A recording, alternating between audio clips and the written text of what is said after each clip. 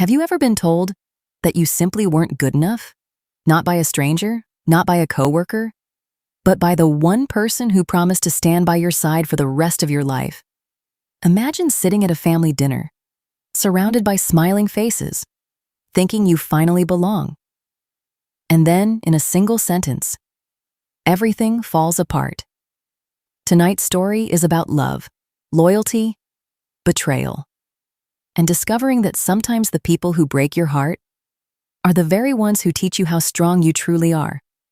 So, if you're ready, take a deep breath, get comfortable, and let's begin. I used to believe that love could overcome anything, that if two people truly cared about each other, the rest of the world would eventually fall into place. When I married Daniel, I wasn't just marrying the man I loved. I thought I was becoming part of a family.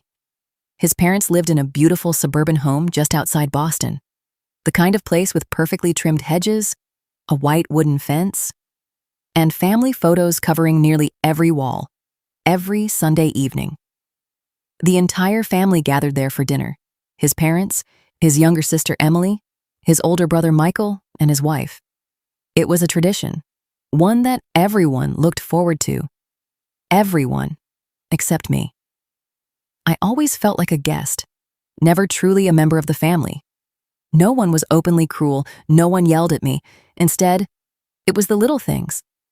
Conversations that stopped when I entered the room. Inside jokes I was never part of. Compliments given to everyone, except me. Whenever Daniel noticed my discomfort, he would squeeze my hand under the table and whisper, "Don't worry. They just need more time." And because I loved him, I believed him. Months turned into years. I kept trying.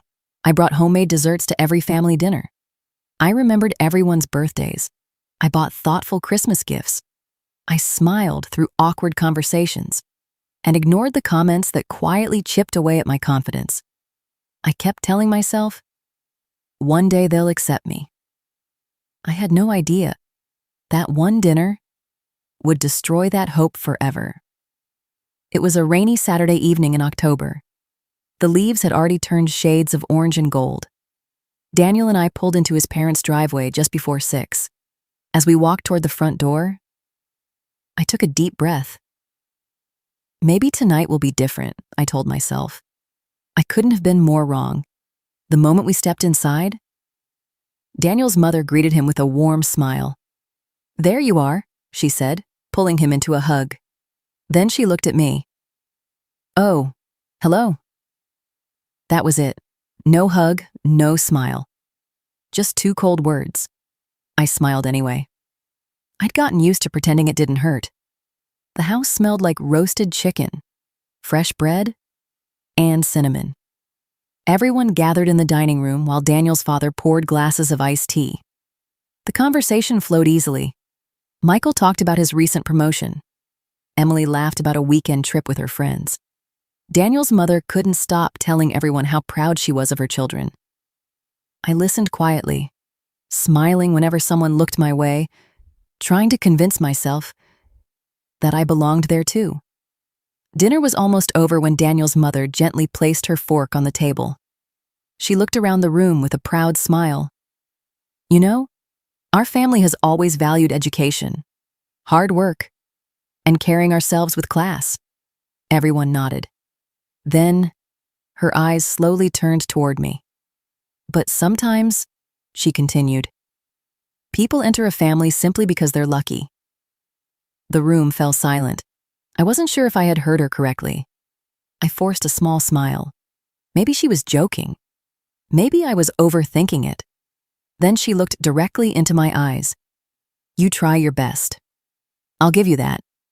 But the truth is, I've never believed you were the right fit for this family." I felt my heart pounding so loudly I could barely hear anything else. No one spoke. No one stopped her. I turned toward Daniel, desperately hoping, praying, that he would say something, anything. Even just, "Mom, that's enough." Instead, he lowered his eyes. A long, painful silence filled the room. Finally, He looked at me. His voice was calm, almost emotionless. My mom isn't wrong. It felt as if the air had disappeared from the room. Then came the sentence, the one I would remember for the rest of my life. You're just not good enough for my family. No shouting, no anger. Just quiet words. That shattered everything I believed about us. I looked around the table. Some people stared at their plates. Others avoided my eyes. No one defended me, not one person.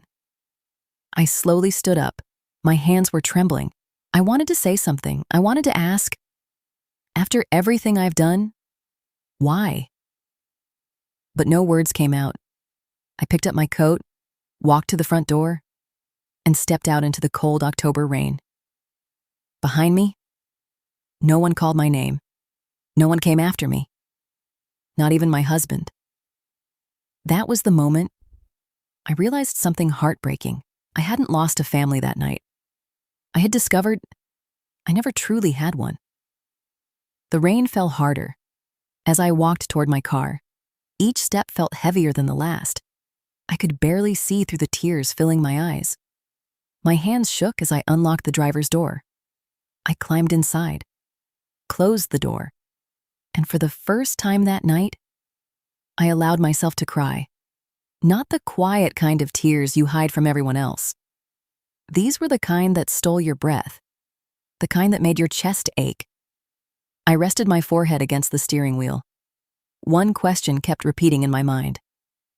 What did I do wrong? I had loved Daniel with everything I had. I celebrated his successes. I stood beside him during the hardest moments of his life. When he lost his first job, I worked extra hours without complaining. When his father had surgery years earlier, I stayed at the hospital every single day. When his mother needed help after her knee replacement, I cooked meals for weeks. I never kept score, because that's what family does. Or at least, that's what I believed. Yet somehow, none of it had been enough. I started the engine. The windshield wipers swept away the rain, but nothing could clear the pain clouding my heart. The drive home usually took 25 minutes. That night, it felt like forever. Every traffic light, every empty street, every passing car gave me another moment to replay those words. You're just not good enough for my family. Over and over and over again. When I finally reached our apartment, the silence inside was overwhelming. I walked into the bedroom. My wedding photo sat on the dresser. Daniel and I were smiling, holding hands, looking at each other as if nothing in the world could ever separate us. I picked up the frame. For several seconds, I simply stared at it. Then I whispered, I don't even recognize us anymore. I carefully placed it face down, not because I hated the memory, but because looking at it hurt too much. Around midnight, I heard the front door open. Daniel was home. He quietly walked into the bedroom. For a moment, neither of us spoke. Finally, he sighed. You shouldn't have left like that. I slowly turned toward him. My voice was calm. So, you think I was the problem? He rubbed his forehead. You know my mom. She doesn't always mean what she says. I couldn't believe what I was hearing. No, Daniel. I know exactly what your mom meant. But what hurts even more, I know exactly what you meant. He looked away. I was just trying to keep the peace. A bitter smile crossed my face. You didn't keep the peace. You sacrificed your wife. The room fell silent. Neither of us had anything left to say. That night, we slept in the same apartment, but it felt like we were living in two completely different worlds. And lying awake in the darkness, I made a promise to myself. I would never again beg anyone to see my worth. If I had to rebuild my entire life, I would. But this time, I would build it for me. The next morning, I woke up before sunrise. The apartment was quiet. Daniel was still asleep. For a few minutes, I simply sat by the window, watching the first light slowly fill the sky. Something inside me had changed. The pain was still there, but underneath it, a quiet determination was beginning to grow. I walked into the kitchen, made myself a cup of coffee, opened my old laptop, and stared at the screen. It had been years since I had touched it. Before I got married, I dreamed of becoming a graphic designer. I loved creating things: logos, illustrations, brand identities.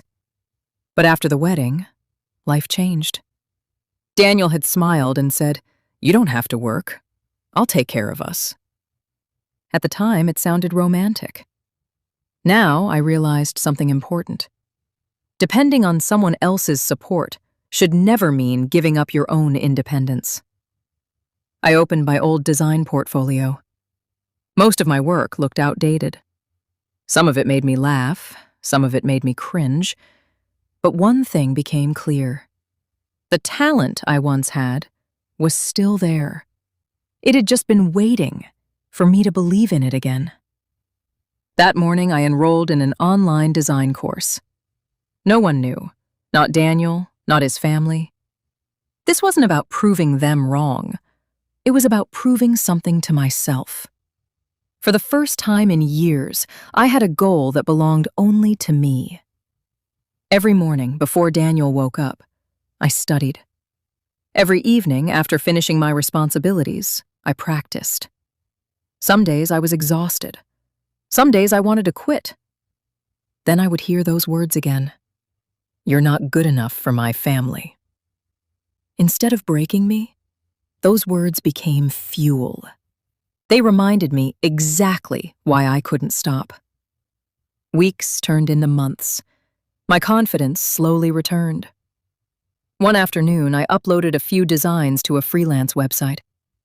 I didn't expect much. Maybe one client, maybe none.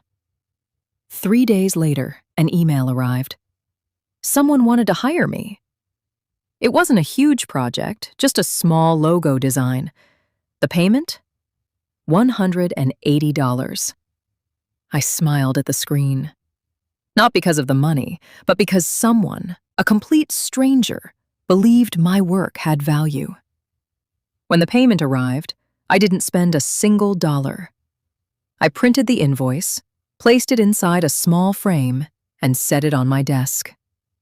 Whenever self-doubt crept back into my mind, I looked at that frame. It reminded me that my worth had never depended on Daniel or his family. It had always been there. I just needed to see it for myself. What I didn't know was that this small beginning would soon lead to an opportunity that would change my life forever. 3 months passed. Life became quieter. Not easier, just quieter. Daniel and I still lived under the same roof, but we were drifting further apart every day. Our conversations had become routine. "Good morning. Dinner's in the oven. I'll be home late." The warmth that once filled our home had disappeared. It felt like we were two strangers sharing the same address. Meanwhile, my freelance work continued to grow. One project became two became 5. Then one morning, I received an email from a marketing agency in Chicago. They loved my portfolio. They wanted me to join a larger project. For the first time in years, I felt excited about the future. That excitement lasted until my phone rang. It was Daniel's mother. I stared at the screen for several seconds before answering. "Hello?" Her voice sounded unusually cheerful. "We're having a family dinner this Sunday. Everyone will be here. We expect you to come." There was no apology, no acknowledgement of what had happened months earlier, just an expectation, as if nothing had ever happened. I closed my eyes for a moment, then I answered calmly, "I'm not coming." Silence, a long, heavy silence. Finally, she spoke. "You're still upset?" I took a slow breath. "No, I'm protecting my peace." She laughed softly. You're being dramatic. In every family, people say things they don't mean. I looked out the window, watching the wind move through the trees. Then I quietly replied, respect isn't optional. It's the foundation of every family. She didn't answer. A few seconds later, the call ended. That Sunday, Daniel got ready by himself. As he reached for his car keys, he looked at me. You could have come? I met his eyes. And pretend nothing happened? He sighed. They're trying. I shook my head. No, Daniel. They're trying to avoid accountability. Those aren't the same thing. He didn't argue. He simply left. The apartment felt strangely peaceful after the door closed. For the first time, I wasn't chasing anyone's approval. And somehow, that silence felt more comforting than any family dinner ever had. Late that evening, Daniel returned home. He looked different, quieter, almost uncomfortable. He placed his keys on the table. Then he said something I never expected to hear. My dad asked why you weren't there. I told him everything. I slowly looked up. What did he say? Daniel swallowed hard. He didn't defend Mom. He just looked at me and said, the biggest mistake you ever made was failing to protect your wife. For the first time, Daniel had no excuses, no explanations, only silence. And somewhere deep inside, I realized something. Sometimes, the truth arrives far too late. A few weeks later, life began moving faster than I ever imagined. The small freelance projects turned into larger ones. Clients started recommending me to other businesses. Every notification on my phone brought another opportunity.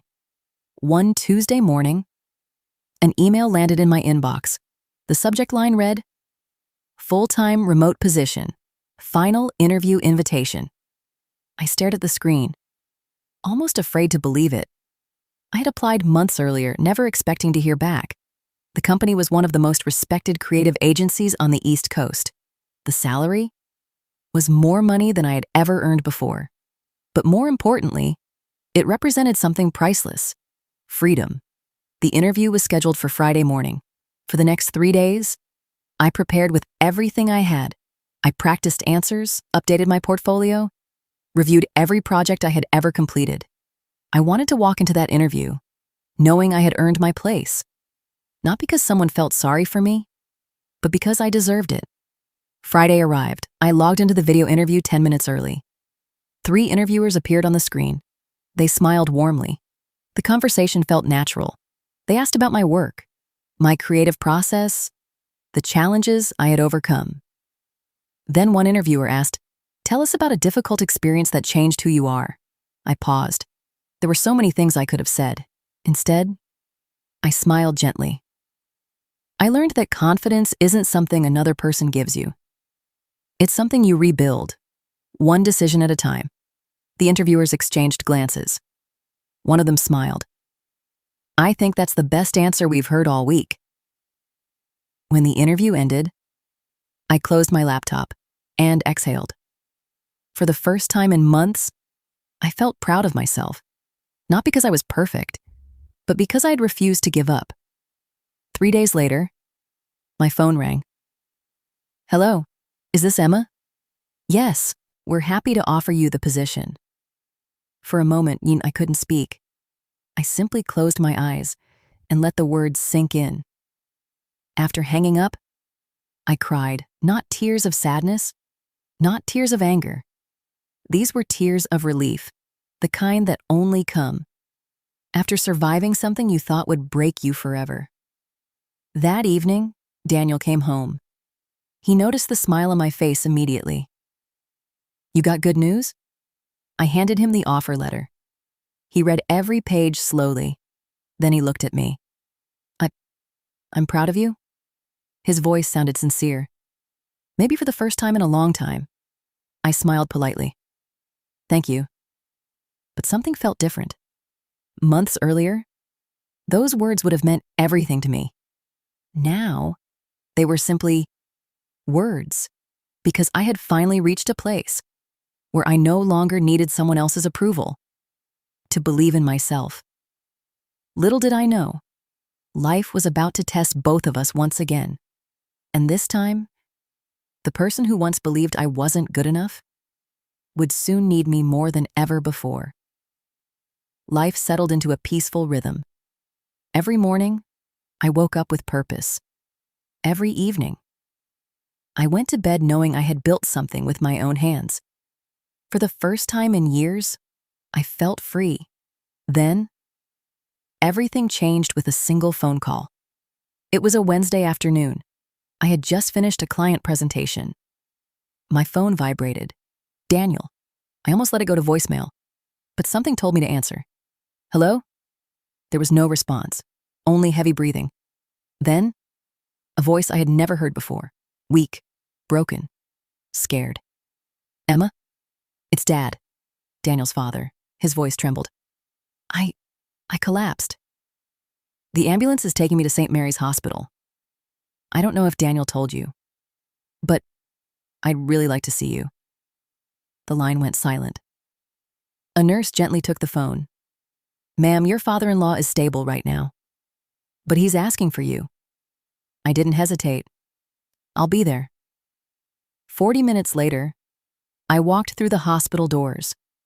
The familiar smell of antiseptic filled the air.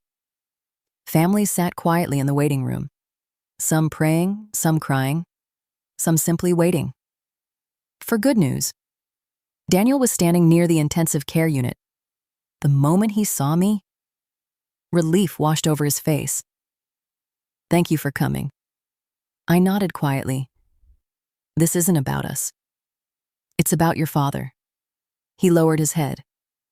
I know.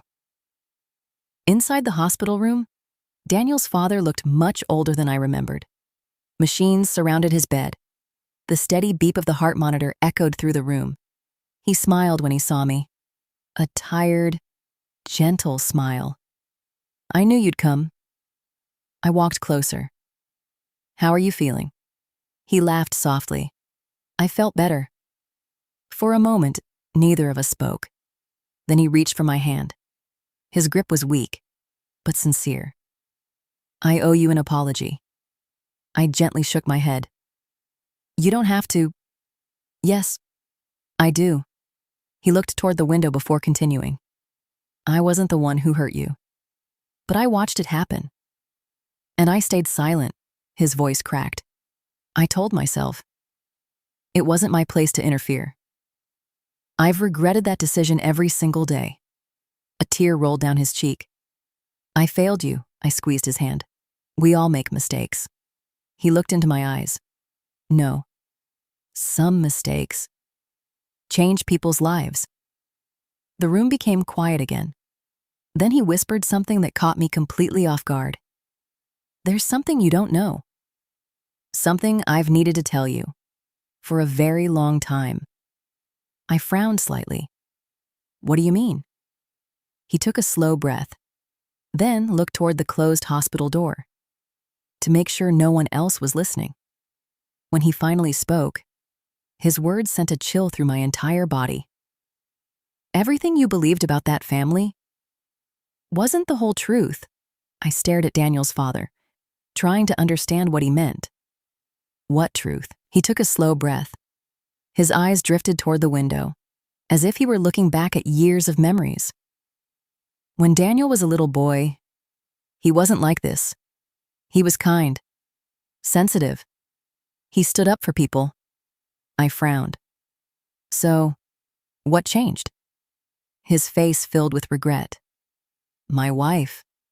He closed his eyes for a moment. She always believed that appearances were everything. The right neighborhood, the right schools, the right friends, and eventually, the right daughter-in-law. I remained silent. He continued. From the day Daniel introduced you, she had already decided you weren't good enough.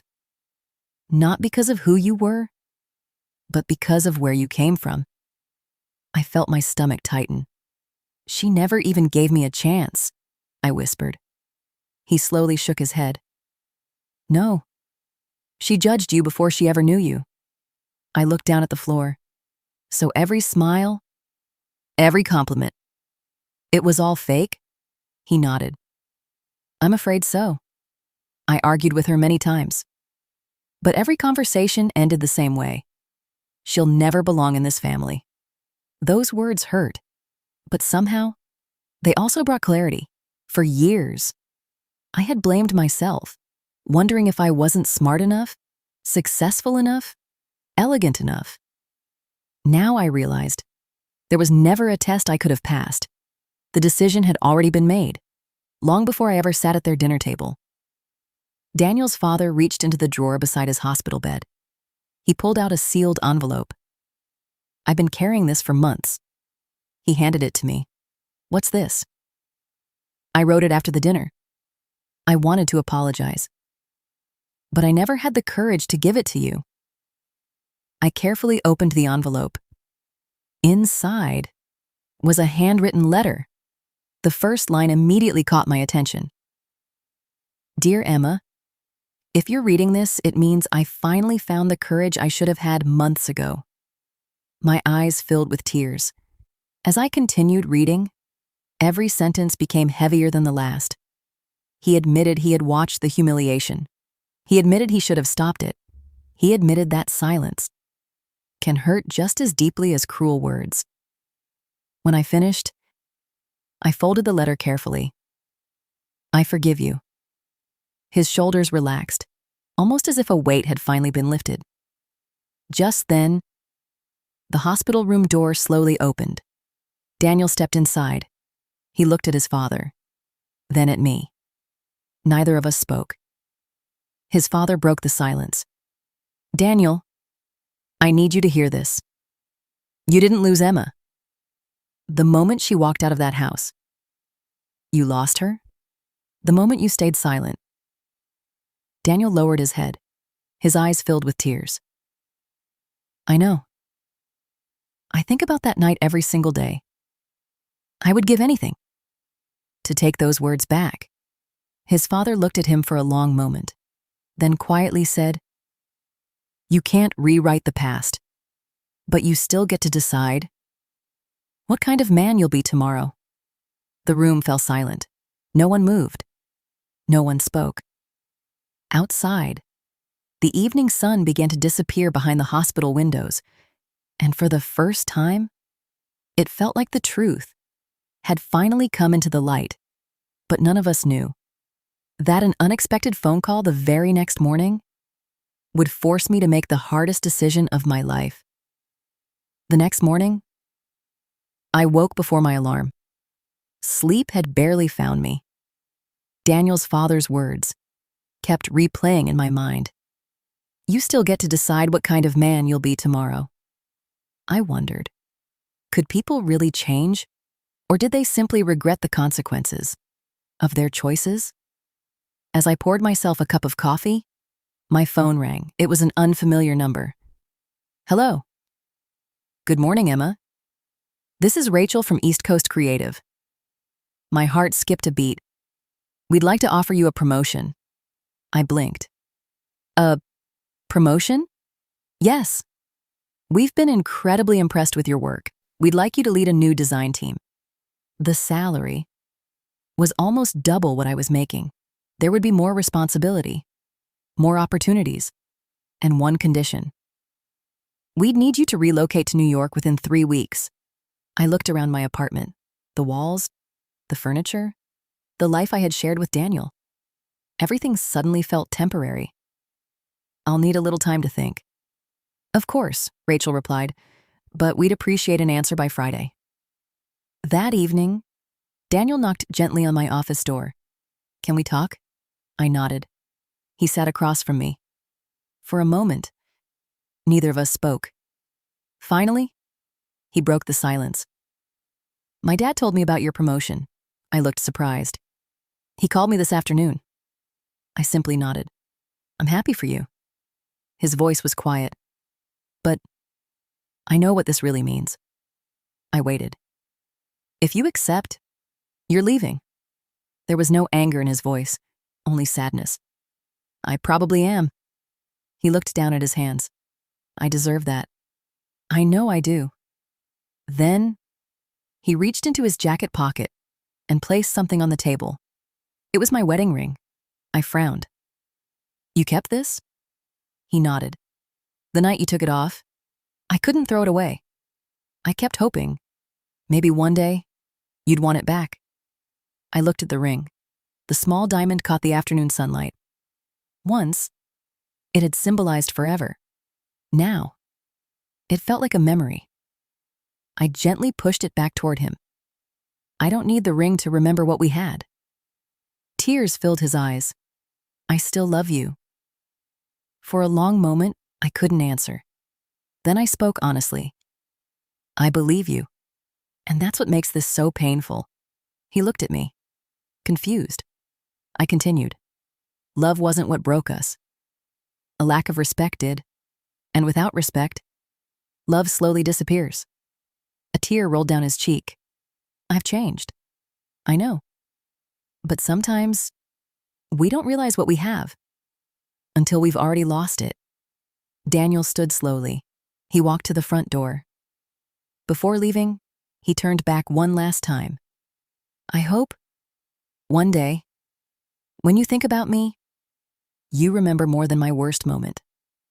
I smiled sadly. I already do. You weren't a bad man, Daniel. You were a good man who made one life-changing decision. He nodded, then quietly walked away. The front door closed, and with it, an entire chapter of my life came to an end.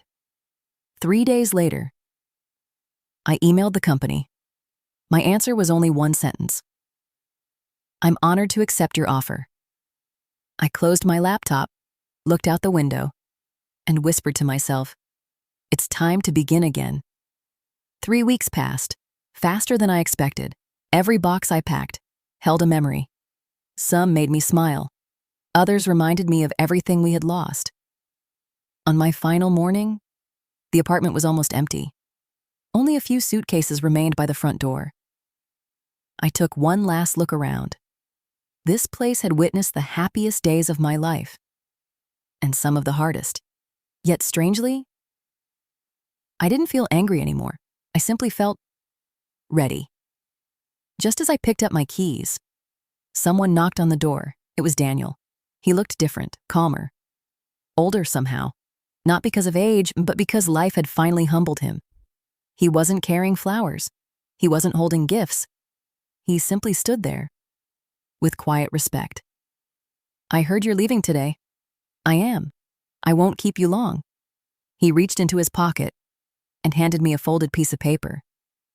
I wrote this. I don't expect you to answer. I just wanted you to have it. I accepted the letter. He smiled sadly. For what it's worth, you were always good enough. I was just too weak to admit it. For a moment, neither of us spoke. Then, to my surprise, I stepped forward and gave him a gentle hug. Not because we were getting back together, not because everything had been forgiven, but because I no longer wanted to carry hatred with me. When we stepped apart, I smiled. I hope you find peace, Daniel. His eyes filled with tears. I hope you find happiness. I think you already have.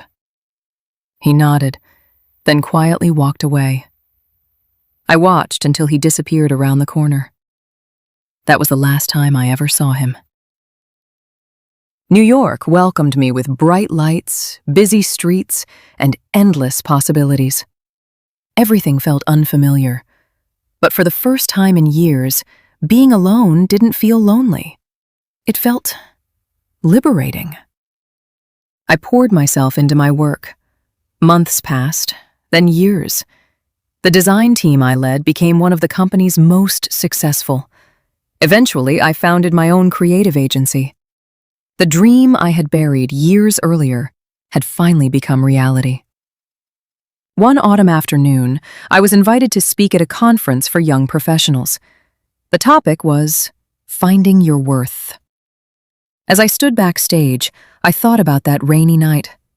The dinner, the silence, the words that once shattered my heart. Then someone called my name. It was time. I walked onto the stage. Hundreds of people smiled back at me. I took a slow breath and began. There was a time when I believed my value depended on whether other people accepted me. I spent years trying to earn love, trying to deserve respect, trying to fit into a place that had already decided I didn't belong. The room was completely silent. Then I smiled. But here's what life eventually taught me. Your worth is never decided by someone else's opinion. It's decided by the courage you have to keep believing in yourself, even after someone else stops believing in you. The audience applauded. Some people stood. Others wiped tears from their eyes. Later that evening, as the sun slowly disappeared behind the New York skyline, I stood by the window of my office. The city lights stretched endlessly before me. My phone buzzed. A message appeared. It was from Daniel. Just 4 words. Thank you for everything.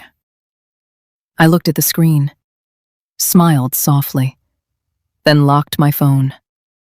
Not because I was angry, but because some chapters are meant to be remembered, not reopened. I looked out at the city one last time. Years ago, one sentence had almost convinced me that I wasn't enough. Now I finally knew the truth. I had always been enough. I just needed to believe it myself.